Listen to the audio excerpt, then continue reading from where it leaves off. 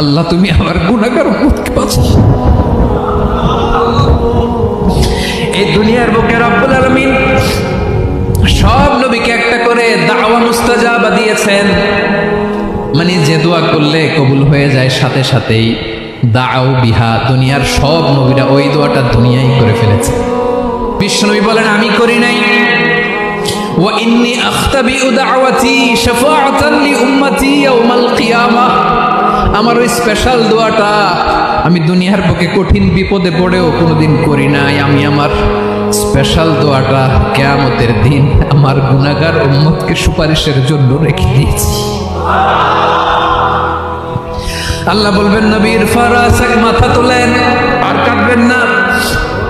বিশ্বনবী মাথা তুলবেন, আল্লাহ বলবেন সাল তুতা, আপনি যা চাবেন তাই দেব। ওয়াশফা তুশাফা, সুপারিশ করেন, সুপারিশ কবুল করব।